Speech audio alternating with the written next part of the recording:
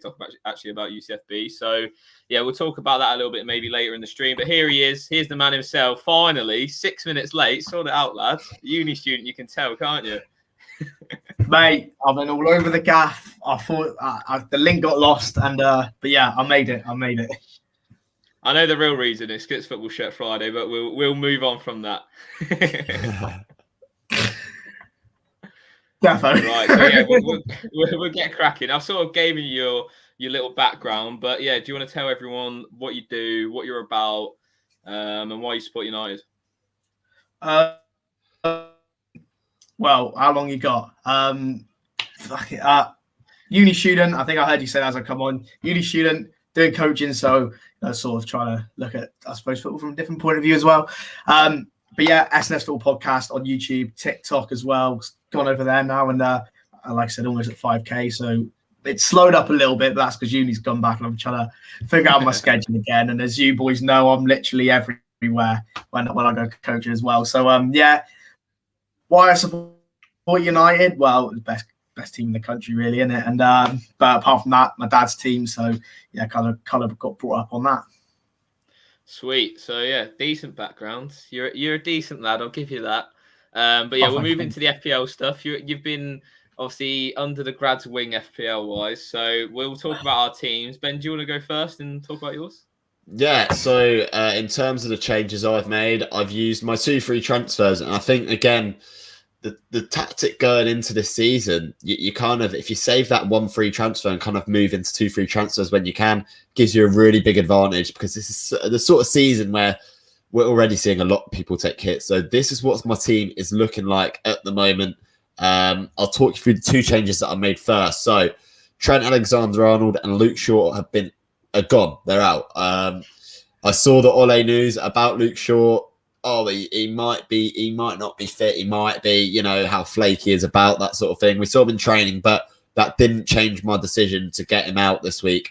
I think even Everton, United defensively still aren't quite looking like where they should be in terms of the quality they got individually in defence. So I've gone with a Chelsea double up. I brought in Christensen and Azpilicueta. They're the 2 who I think are most nailed on for this specific week. I haven't thought too long time about them. This week, I think they're going to be, playing Azpilicueta and Christensen. Neither of them played the full 90, came off, got a little bit of rest. So I'm quite happy with that. We also know Reece James, he's confirmed out for this week. So Azpilicueta pretty much nails down that right wing back spot. And at that price point, I think that is a very good differential to have. Both at 3% owned. I'm loving that. Continue in goal, Melier. I think this is the week we see a double-digit haul from this guy. I know we say it every week. It's becoming a bit of a meme now, but it's coming. It's coming. And to round off the defence, Duffy and White, they're the 2 who I kind of think one of them's got to keep a clean sheet. One of them won't. I don't anticipate a 0-0, but if we get it, it'd be typical Arsenal and it'd be typical Brighton. So we'll see. Moving on to midfield. Obviously, nothing's really changed too much here. Ben Rama off the back of 90 minutes. A bit of a rotation risk possibly, but I prefer him 30 minutes off the bench, even like coming off and making an impact. Mo Salah, he's got a great record against Manchester City and is definitely a viable captaincy option. With Rafinha, again, I think he could have a really, really good week this week. And then Bruno as well, who was interestingly said he was on penalties midweek. Not too sure what to make of that, but obviously up front is the captain on the vice, Lukaku and Antonio. I'm looking forward to seeing how both these guys get on this week, because it could be a week for them both to get some good points. I know Brentford have been looking good defensively, but yeah, we'll see how that goes out. And then obviously on the bench, Sissoko, Livramento, Obafemi and Ben Foster. That's a team. Braydon, what are your thoughts? Mate, it's an interesting team. I mean, I'm looking at it from all different angles. You got the FPL one, but also the football one as well. But yeah, Ben White's in there. Big, cool. But, it paid off against Tottenham, obviously. Great game to watch as a neutral. Less so as a Tottenham fan, I guess. Again, Bruno, the man, didn't think what happened against Villa, did it? So we move on. He's always gonna at least get you some form of points in a game week, usually an assist. But yeah, so nothing wrong with him. Salah, obviously, absolute gunman at the minute. The the West Ham boys are doing well, aren't they? Gee, they're a team to watch. Duffy's a one this season where I've been like, how's this guy come from Celtic where he was a shambles? And he's playing for Brighton and he's like scoring, like it's been ridiculous. So yeah, big one for him. But like I said, Shaw, Trent, both out. Shaw hasn't been cutting the mustard yet, but with Reece James out, Asby's a good shout, mate. So decent team. Josh, what are your thoughts? Yeah, it looks good. Obviously, that double Chelsea defence, you're looking good for the next few weeks. Still got the wild card as well, so if it does go pear-shaped, you can always hit that. Yeah, love Lukaku, love Antonio. They're two players that I don't have. Obviously, they're going to be big point scorers this week, you'd have thought. So it's going to be interesting, though, because the Europa League's got to affect West Ham at some stage, and I think this could be maybe a tricky fixture for them. Brentford obviously have shown that they can cause issues. And obviously they're fully rested. They obviously don't have European football, so maybe this is one of those weeks. But Antonio just seems to just get returns. Like no matter what the game, he'll get something, which is always handy to have. And Ben Rama obviously scored late on in that game as well. He's been class this season, although he's sort of picked his points in bunches, but not necessarily as consistent as Antonio. But at 6 million, again, it's just a great prize point, and you're not too bothered about how he gets the points as long as he does get the points. Yeah, interesting points that you both bring up, to be fair. I'm looking forward to seeing how my team does this week, but we'll move on then to Josh's team. Josh, how are you looking set up for this week? Yeah, so I haven't made my transfers yet, so obviously bear with me with all the injuries and stuff. Got absolutely flag central over here, mate. So yeah, Melié's in goal. Again, me and Ben, we've stuck by him. It could be my last week with him, potentially, if I wildcard next. It all depends what my team shape's looking like. But yeah, Watford at home. It's going to be a tough one. Watford didn't create too much against Newcastle, so you'd think that maybe Leeds should be better defensively. Llorente and Strauch are back, so that's a massive boost for them because obviously they were playing, who knows there. Like, hope Liam Cooper just doesn't start. That's all I want in terms of Leeds. Livramento's there. I don't think he'll be playing. I'll talk about my transfers after I go through my team. Luke Shaw, we've been seeing him pictured in training, but I think due to Tellez' performance, it would be hard to drop Tellez straight away for Shaw, although Shaw has obviously been so good and United struggled to progress the ball up the pitch without him there. I think that was clear to see against Villarreal, and they got quite lucky in terms of getting that win. Duffy's there, Arsenal at home. I don't have much faith in him keeping a clean sheet, to be honest. I think Arsenal look really good, and if they can still play that sort of way they played against Spurs, I think they're going to look good going forward too. Ayling's out for the foreseeable. He's having like minor surgery, or I can't remember how Ben Dinnery described it, but it was a stupid term. It's like easy surgery. Simple surgery. Like, what is a simple surgery? But yeah, so he's undergoing that. So he will probably be leaving my team at some stage soon. Mo Salah midfield, like you said, he scores goals against City, and I expect that game to be quite an intense one. And if you're going to put money on any Liverpool player to score, it's always Mo Salah. Bruno somehow survives still. I still think he will be on penalties. I don't see why not. He scored literally basically all of them other than the one last week, and it was a high-pressure pen that. So, yeah, again, I think he's good value as well, still at 12. If he's on penalties, I don't think his value goes down compared to everyone obviously selling him out. He's probably like under 5% owned now, effective ownership. Sar's there. Probably the last week that I'd have him too. Leeds away, and then Watford go on a tough run. Also, Watford aren't really creating that many chances, which is kind of worrying. But if they do, it's always through him, and he's been a great pick for me. I think I got him in before his 15-point haul, and since then 9 points as well. So that's a great transfer from my books. And then Ben Rama as well. We mentioned him talking about your team. He's doing well, and I hope he continues. Ronaldo captain. Don't have the Lukaku, and I don't really fancy going differential. I'd be shocked if Ronaldo's always there. He's just inevitable. He'll get a goal at some stage, similar to Lukaku. I just don't think he's there to get a haul maybe this week. But I'd be happy with, say, one goal, and he'll obviously return about, 10, 12 points. Jimenez is there. Newcastle at home, got his first goal last week. I was buzzing. I was listening to that on the radio, and I was just absolutely gassed. But yeah, Jimenez, great player. Newcastle at home, they concede so many chances. I'm hoping that you can do the business there. The bench is mudded. Trent and Parika here. My ideas transfer-wise is going Trent and Parika to Christensen and Wood. Obviously, Wood plays Norwich this week. You always want to attack Norwich, and then Christensen just for that Chelsea defence coverage, because I don't have any at the minute. But again, with that transfer, I wouldn't know how to get Trent back in my team. So a wild card could be on the horizon. What's your boys' thoughts on this team? Mate, you've got Ronaldo.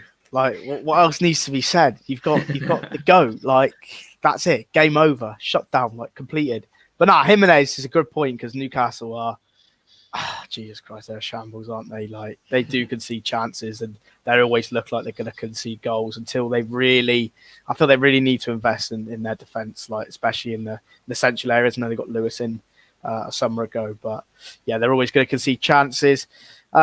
Yeah, a bit gutted with the Ayling and the Trent, and obviously Shaw's taken that knock, and he was in training today, and it's like, oh, I don't know if he's going to play or not, but yeah, it's a bit of a sticky one. But Salah against City loves the goal. So yeah, I think he could get some good points this weekend. Let's hope so. What do you think? What are your thoughts, Ben? I can't say thoughts tonight for some reason. Josh can't really speak tonight, but my thoughts is I remember a specific TikTok that I put up last week about the early kickoff, and it's United last week, it's United again this week. As a famous man once said, never back the early kickoff.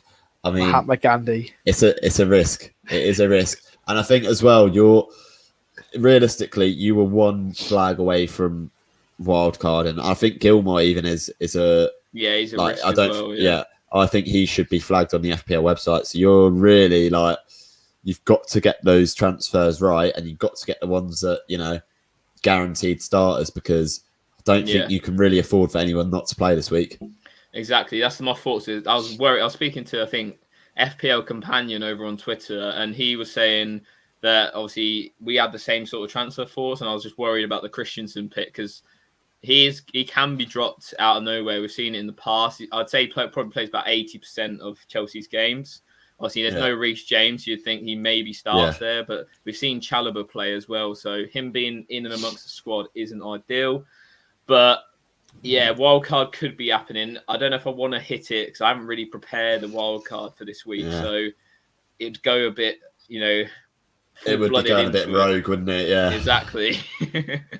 I think you're probably safer not wildcarding this week, especially with that international break coming up. Yeah. We know what international breaks are like. They're disastrous for FPL managers if you don't hold your wildcard. So I think Luke Shaw will play. Obviously, Ayling's got to go. Maybe another transfer in there. -4 could be in the works, and it could be just stabilise your team just that little bit to get that -4 in. But yeah, it's a solid team. The foundations are there. It's just the outside picks that are kind of flagged at the moment. Yeah, flag central is not looking well. Braydon, do you want to speak about your team, or if you can share it, do so? How's your season been this season? Well, I don't know. I think it's been very up and down, to be honest. I've had very good weeks where I'll obviously go for my team in a bit, but I've had really good weeks where everyone's returned and in some shape or form, and it's been really good. And then I have a weekend like last weekend where I fall below the average. So it's it's difficult to say how my season's gone, but I'll share my team anyway because I have got it. So bear with me 1 second and I will find it. No worries. Yeah, United letting us down last week. It definitely done me over. I got 4 points out of 3 United players, and 1 was captains. It was not a good watching that. I don't know whether you boys need to put it on the screen, but I get out see it there. There we go. It's on. Should be on screen now. Right. So I'm going to be brutally honest. There's a lot of these players who I'm coming to the end of my tether with. This is ridiculous. I got Kasper Schmeichel in there at the minute, but to be honest, the number 1 spot's still up for grabs. Very much like United in pre-season. We're not sure being number 1, to be honest, at the minute. It's just whoever performs the best. So Sanchez might actually have to become number 1 because Leicester just aren't really cutting it this season. They've been a little bit off it, which I've been surprised about. They had a really good start. Well, won the FA Cup last season, started this season with the Community Shield, and I thought, Bosch are really going to have a real good go at this season, and Europa League as well. We see them lose last night away. I think it was against Legia Warsaw. So it's not looking good for Leicester at the minute. So that's a bit dodgy. Then you can see Cresswell, Cancelo, big points there. Soufal, with a little bit of a knock, which is not great, to be honest. If I go down, this is where it gets a little bit tasty. Bruno's in. However, obviously he returned nothing against Villa. Greenwood's in. Greenwood I decided to keep in after he scored like 3 goals in 3 games, and since then he just hasn't quite got them goal returns. I think maybe because Ronaldo's come in or whatever, it's just dried up a little bit. So that might be an area to maybe look at for myself. Skip's in there. Don't be like, what do you put Skip in there? Basically, it was the fun that Ronaldo moving me. Come on, we had to take a hit somewhere. Ben Rama's been doing all right for West Ham this season, to be fair, but only the 3 last game week for me. But obviously scored last night for West Ham, who, like you mentioned with Europa League, I thought they're going to be seriously damaged with Europa League, Premier League. Maybe we'll see that come Christmas time, but who knows? Who knows what can happen with them? So Ben Rama's still in there, and then the big boys up front, Lukaku. He just is goals. I know obviously he didn't score against Juventus or in the Champions League, but if you give him half a chance, he's usually going to put it in the net.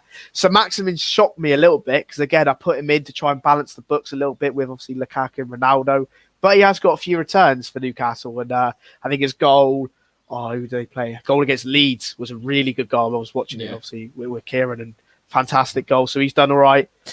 And then, like I said, you got your boy Sue up front, and he's on an absolute mad one at the minute in the Prem. So again, like Lukaku, you give him the ball, he's going to score goals, and we've seen that against Villarreal. But yeah, and then the bench, like I said, Sanchez, Tuanzebe. I put him in beginning of the season because I thought he's going on loan to Villa. He's going on loan to get minutes because he didn't get any or next nothing last season. So I thought he's really going to play. He's been in and out of the team because Villa have flirted with 4 at the back, then 3 at the back. So it's always that Mings and Konza partnership if they play a 4. I mean, personally, I don't get the Mings hype. I don't see what's in him, to be honest. I think Brownlow made a good point before the Euros that if he was right-footed, he'd be working at McDonald's. So, yeah. Basuma is a top-quality centre mid. Maybe not good for FPL because of the goals and assists and whatnot, but he's obviously taking a knock at the minute. And Livramento, what a signing for Southampton from Chelsea. I know he's on my bench at the minute, but I might have to get him involved a little bit more because I was very intrigued. I think you guys tweeted that he was going to play further forward, maybe like Bale Part 2, but I don't know. I don't think that's quite happened yet. But it'd be interesting to see if it does. So that's the team at the minute, and on a tangent as well, I've got 2 free transfers, and I thought to myself, I'll do them before I come on, so I'm prepared. But I thought, you idiot. I'm going to go to the best place for FPL like knowledge and news, and they're going to help me. So I need the chat. I need you two to help me with my 2 free transfers because, yeah, I need to make some serious points up this weekend. Soufal for a Chelsea defender straight off the bat. Off the bat, yeah. In terms of other transfers, players I'd be concerned about right now is Mason Greenwood. Obviously, we've seen Rashford back in training with Manchester United. With coinciding with the downturn of Greenwood's form, could we see him potentially lose out on minutes, especially with Pogba playing potentially further forward? I'd be tempted those 2 to make my changes. Maybe save one, maybe do both of them and try and wildcard game week 8. I don't know what you're thinking, Josh. Yeah, I'd go Soufal to maybe Christensen if you don't have the money to go higher than that. Obviously, Azpi's the safest, and then it'd probably be like Rudiger under that. With Greenwood, I'd just go straight down to Rafinha. Leeds' fixtures are decent. Rafinha's been their main man this season. Obviously, there's no Bamford there, so something's going to happen, and it's going to be through Rafinha. It also takes you away your triple United attack. That is, I've got double, and I'm already worried about it, so triple scares me. And yeah, like Ben said, there is rotation risk with Greenwood. I thought Sancho played quite well in the week, so I expect to maybe see him play again this weekend. What's your thoughts on that United attack? Do you reckon Sancho will become a much more prolific and better FPL option in the future? With Sancho, I mean, obviously, to be fair, this summer, when you look at United signings, to say Sancho is the least exciting is mental. Like, I think Sancho's our least excited signing. Like, Ronaldo's obviously top, and then Varane, because no one really expected it to happen. Sancho, we knew was probably going to happen after last year. And he's just taken that little bit of time to adjust to the Prem, adjust to Man United. And, to be honest, I don't think, you can really look at United at the minute and say, this is our identity. This is how we play. And this is how Sancho gets molded into it. I still watch this and I think, I don't quite know what we're going for. We're going for possession football. We're going for just pure counter-attack. Like, it's difficult to work out. So, again, that's going to be difficult for him as a player. But that performance against Villarreal, I haven't been able to watch too many United games with coaching and with work and whatever, but I've only seen him a handful amount of times. And against Villarreal, I thought he was really good, and he was beating players. He looked dangerous. Yeah. So I think it's going to come with time. It's going to come with time. I know it's still waiting for his first goal, his first assist even as well. So it's going to come at some point. Again, I was going to put him in, but it just hasn't quite hit the heights that I guess people would expect for maybe 70 odd million, but like I said, it's going to take time. Oliver Skipp is an interesting one. I put him in because I know he plays for Spurs, but I'm just like, the thing is, if I take him out, I look at the other players for like 4-something million. It's like they just don't play. So that's why Skipp's in there, because I know Nuno has been playing him a lot. He obviously come on at halftime against Arsenal as well. So we'll have a little look. Yeah, I think if you look at 4.5, I think a lot of people have been hyping up Douglas Luiz this week. He's created like the most chances. I've seen Sissoko as well, but I'm like, I don't know. Watford have done well, but like you said, fixtures coming up. It's more of a just you want to guarantee minutes basically, and I think Skipp sort of does that. I don't see him getting replaced really in that Spurs team. What's your thoughts, Ben? Is there anything you'd get in other than that? The only other thing that I could potentially think of is maybe, I don't know how much Skipp is because he's not really that high or in fancy. I think is he 4.55? I'll have a gander. He can't be 4.5, lad. Yeah, so you'd maybe think about trying to get him on the bench and getting someone that starts more in defence, because I think a 4.5 million defender guarantees more points than a 4.5 mid, or upgrade Skipp to like a Rafinha and downgrade Greenwood to like a Gallagher of Crystal Palace. It kind of evens it out and gets probably more returns in my opinion. But there's definitely a couple of options you can go with to get those returns guaranteed almost. So we'll see how that goes, Braydon, and we'll move on to the next segment of the video. Here we go. I feel like we need a drum roll effect or something in this bit. We're going on to test our guest. As always, I'll explain the rules. Braydon's got 60 seconds to answer as many questions about Man United / FPL related content. Ben's been throwing curveballs left, right, and centre this season, so you might be in the mud, Braydon, mate. How many minutes has Donny van der Beek got this season? Here we go. 0.6. Right, I've got the clock ready, so whenever you are. The maximum anyone's got this season is 3 so far, which is not too many. But yeah, if you think you know the answer, guys, in the comments, leave it down below. Braydon, are you ready? Yes, go on, hit me, Browno. 3, 2, 1, go. Who has the most FPL points for United so far this season? Cristiano Ronaldo. Incorrect. Who scored the most FPL points for United in their 1-0 loss to Aston Villa? Oh, that is dodgy. Pogba. Harry Maguire. And how many points did Maguire accumulate in that game? I wouldn't have been many. 7. Correct. Who is the most transferred in United player this week? Oh, this week? Oh, it won't be Ronaldo because people are already in his team. Sancho. It's Ronaldo. What price is Donny van der Beek on FPL? Oh, don't do this to me. 5 million. 5.8. Who is the most transferred out United asset this week? Luke Shaw. Bruno Fernandes. Who is the top scorer in the league for United so far this season? Cristiano Ronaldo. Bruno Fernandes. Only one United player has received 3 yellow cards this season. Who is that player? Rafael Varane. Paul Pogba. It's a shambles. You got one. It's a shambles. I mean, I told you, I'm raising the bar with these questions this year, and people are struggling with them. Oh, mate, that was tough. So, in terms of the question 1, who has the most FPL points for United so far this season? It's tied. It's between Pogba and Greenwood. To be fair, Pogba balled out. It's very close. Though. There's So I think Pogba and Greenwood have 2 more points than Bruno Fernandes, and then there's a few points in it, and then it's Ronaldo because he obviously missed the first sort of couple of games of the season. Yeah, he missed the first couple. Yeah, that's fair. That's good stuff. Yeah, unlucky Braves, but we will move on. We'll look at Game Week 7 stats. I've got the fixture ticker up on my screen, so we'll check out, because obviously a lot of people looking at wildcarding soon if you haven't already used it. Obviously, just looking at the fixtures anyway, you can see which teams to target. So obviously that Chelsea run starts this week, doesn't it? Game Week 7, everyone was talking about the fixture swing, and this is it. Southampton, Brentford, Norwich, Newcastle, Burnley and Leicester. If you have to pick one Chelsea player to go to, you two, who are you picking? We'll start with Ben and then we'll go to Braydon. Who are you picking? Oh, if you're thinking longer term, it's probably not the players that I've picked personally this week, but, I'm going to go Cesar Azpilicueta. This week, playing right wing back, and then he's nailed in that Chelsea team basically every week. Other than that, he's their captain. He's their leader. I think most nailed on.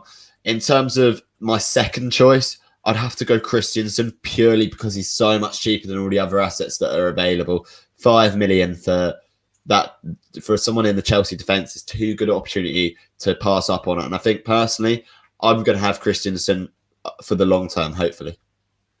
What about you, Braydon? You got anything different to that? Well, with Azpilicueta playing right wing back, bottoming forward, he loves a cross, and you know who loves getting on the end of a cross. It's big Romelu Lukaku. Like, if you've already got him, you're sound. If not, I try and find a way to get him in your team because the man is just goals. Like, even when he was at United a couple of seasons back, first season was unreal. Okay, maybe he doesn't do it in the big games, but against teams like Southampton, they've got Norwich coming up. He's probably going to get goals, especially against Norwich. Even the second season, United still got a fair few amount of goals, so he just is going to get goals. So I'd always say Lukaku. Chelsea's defence is interesting. Can they keep clean sheets against the likes of Southampton, Norwich? They tend to, if they play poorly, they still find a way to win and sometimes keep clean sheets as well. So a Chelsea defender, maybe like Azpilicueta or maybe Christensen, someone like that, is probably a second choice for me as well. Yeah, I have to agree with both your picks. They're both, those 3 players probably my top 3 from the team itself. I think other teams to look at maybe, though, Leeds, obviously I mentioned Rafinha, Braydon. Their next fixture is Watford, Southampton, Wolves and Norwich in the next 4. You probably can't ask for much better than that. Saints as well. Obviously a lot of people got Livramento. After this week, that run is unbelievable. I think Armstrong is also a good contender there. Is there anyone else, Ben, that you're looking to target? I know Aston Villa's defence is piped up quite a bit this week. Obviously, keeping a clean sheet to United, they've looked quite solid. Would you be looking at them? I probably would, but the general consensus is that if people don't have Chelsea defenders in, you've got to get them in way ahead of a Villa player, in my opinion. Yeah. In terms of sort of other teams, I mean, I know they haven't kept many clean sheets, but Leeds do have a really fantastic run. You could argue going all the way to game week 16 when they've placed Chelsea. I mean, they've got to play Leicester and Spurs in that run, who I think they could probably beat at this moment in time. So up until game week 16, Leeds have a really good run of fixtures. I think you probably should target at least one defender and at least one attacker going forward in that team. Yeah, definitely agree with that. I was going to say to you, Braydon, I think you've got Twanzebe on your bench. I'd probably start him ahead of Skip this week. Spurs create next to no chances. They're sort of reliant on Kane and Son pulling something out of the bag. I'd expect Twanzebe also to come back in for House, although House scored the goal. He's just the much better player. I think he not really trusted House in that defence. So Twanzebe in, what's the worst case? He comes off the bench for a point, or you just use your bench to cover him. So that'd be a bit of advice from me. Is there anyone else, Braydon, look at that ticker that you'd look and think, hang on a minute, there's someone from this team that I like? It's got to be Norwich and their defenders, really, isn't it? Nah, to be fair, there's, like I said, there's a good run of fixtures there for Chelsea. Obviously, that's probably, they probably can't argue with that at all. That is incredible run of fixtures. Southampton's always an interesting one because they're always capable of turning up in games, but then they're also capable of losing a game 3-0 or 3-1 or something. So there'd be ones to look out for. Obviously, Livramento, maybe Armstrong, because he's their striker. He's the one they're going to be looking for goals. Che Adams as well. Wolves with Jimenez first goal since obviously his terrible injury, obviously last season. So they got a nice, well, I say a nice little run. They got a good little run there. Newcastle, Villa, Leeds, who've seen Leeds play, they always bombing both ways. So there's a couple of runs of fixtures there for a couple of clubs. I know for United players as well, it's a torrid sort of run of fixtures now, but that's what earns people the big bucks. I think that they're at the bottom alongside Liverpool. They both have the worst runs. It's because they had faced City in that run. It's facing City and Liverpool in the same sort of stretch is going to put Tottenham as well. I think there's Tottenham, but I wouldn't even class Tottenham as too hard of a fixture this season. Nuno Ball will just kill it off in terms of conceding. I think United defensively as well. I think United as well. They play quite well in the big games. They don't tend to concede a lot and maybe not score a lot, but defensively, if you kept Shaw for the price drop, because he obviously dropped in price last night, I think you just as well keep him if you're not wildcarding going forward. So we're going to move on to questions. If everyone gets questions in the comments, and we'll answer as many as we can, maybe 5-10 minutes worth of questions, see what our thoughts are. If Ben wants to pick one out, do us the good one. Yeah, start with Alonso or Rudiger for us. I mean, there's been a lot of controversy over on Twitter. A lot of people bickering about who's going to be starting at left wing back for Chelsea. Braydon, do we think it's worth the risk picking Alonso, knowing that Chilwell had a fantastic 45 minutes in midweek and, it could potentially start this weekend? Or do we go with the more nailed on Rudiger, but obviously potentially less attacking returns? I think the left wing back for Chelsea has always been interesting because obviously got Alonso and obviously Chilwell. Chilwell's had a bit of a torrid time. I think at the Euros had come out and said that he was, very fatigued and was very tired after the Euros. So he's taken a bit of time to get back going this season. But again, it's always will Alonso play or will Chilwell play? And you said Chilwell had a good 45 in the Champions League. I'd be tempted to go Rudiger just because you're dead set he's gonna play. He usually plays well. I don't want to curse him and say he's fantastic every single game because no, that will score no goal at the weekend. So he usually plays well. He's the heart of Chelsea's defence. They want to keep him down for 400 grand a week. I mean, that tells you how good a defender he is. So I'd be tempted to just go with Rudiger on that one. Yeah, I think me and you, Ben, would probably agree on that. I think Alonso, since Chilwell sort of emerged back into the mix, you just want to keep it simple. Make sure you keep those. There's a lot of injuries at the minute. So maybe keep it simple and go Rudiger. We'll move on to the next question. If you want to pick one, Ben. Yeah, sorry. So here's one. Trent and Raul Jimenez to Lukaku and Livramento. What are our thoughts on this one? Is this the sort of transfers that we'd be looking to make if we had these sorts of players in our team? Josh, what do you think? He says he doesn't need to take a hit, so that's already a big plus in my eyes if you got the 2 frees. I'd probably be against it if he had to take a hit because Jimenez is playing, so there's always the chance that he could outscore one of those 2 players. I'd say yes if you're going to go captain Lukaku this week. Jimenez has got a great fixture and Wolves have good fixtures going forward, but obviously it's yet to be seen if Jimenez can keep up that form. Whereas Lukaku, you'd almost bet some decent money on him scoring this week against Saints. I know they've played well against City and West Ham, but can they keep that up? I thought against Wolves they were a bit tiresome. Livramento as well after Chelsea. He has a great run of games defensively and he's going to get some attacking returns sometime soon. For me, my point of view is a yes. Braydon, would you say yes or no to that? I'd say yes. And to sort of go on from that Livramento point, he's got Chelsea. Is he going there with a point to prove? Is he going to have one of the games of his life and turn into prime Gareth Bale from, early Southampton days and just do an absolute mad one? So who knows? But obviously Trent is obviously a fantastic attacking outlet and will get you loads of goals and assists. And Jimenez is in the team and he's just started scoring again. So, still good options if you don't do it. But I think, Lukaku will get you goals. Livramento against Chelsea could have the game of his life. You never know. So I'd be tempted to go with it. Yeah. We'll take 2 more questions then. The first one from Glenn, who I saw pipe up earlier to Braydon about his season, but little does he know, he made an FPL league with just me and Josh in it on FPL and on the Champions League, and guess who's third in both of them?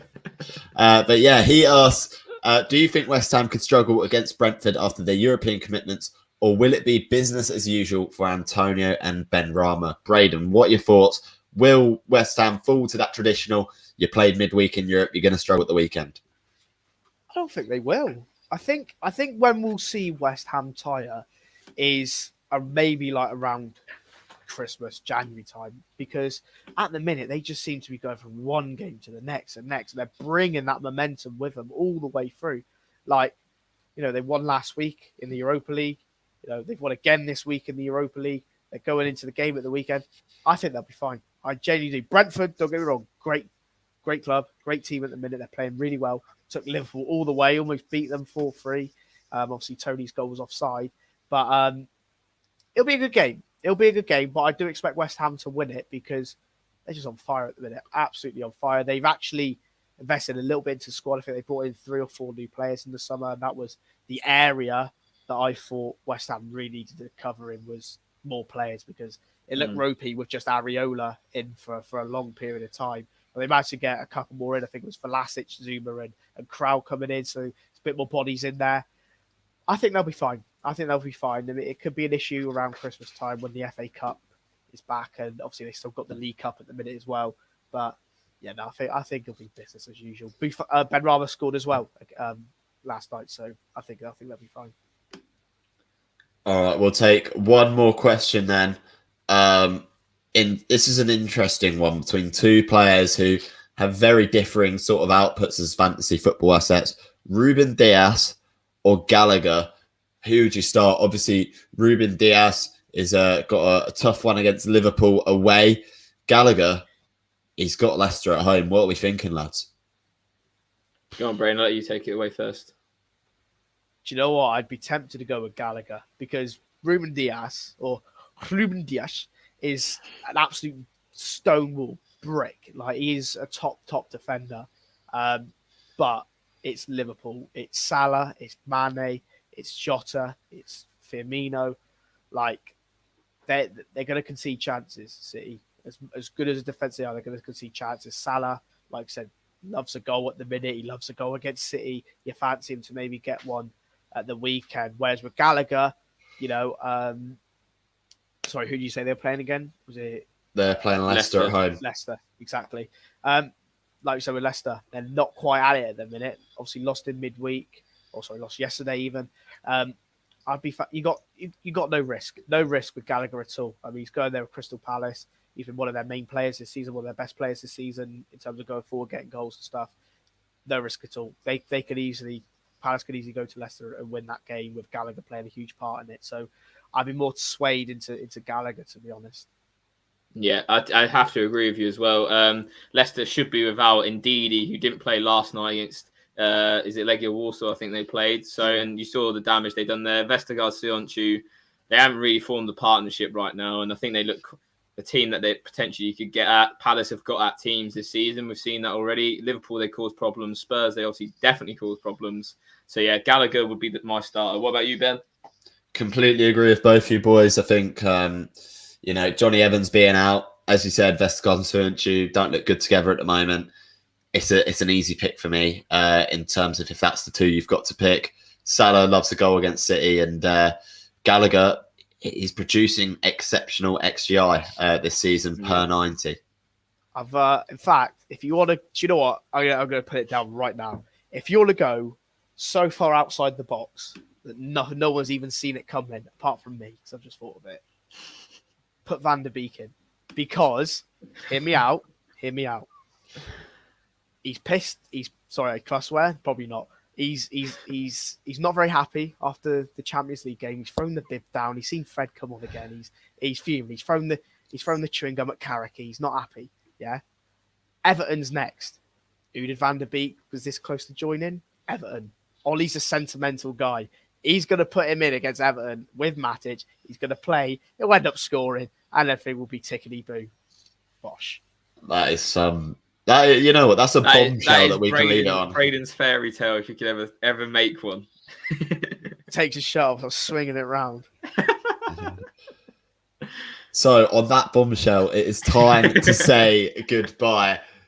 Braydon believes Van der Beek scoring. We've got to go with the narrative. It'd be fantastic if it happens. There it is, Van der Beek on the shirt. He loves it. But yeah, thank you, Braydon, for coming on. Hope you've enjoyed. Please make sure to check out Braydon. All of his links are down below. S&S Football Podcast, spitting pure facts all the time. And yeah, as per usual, please remember to like, comment, subscribe. I've been Ben. I've been Josh.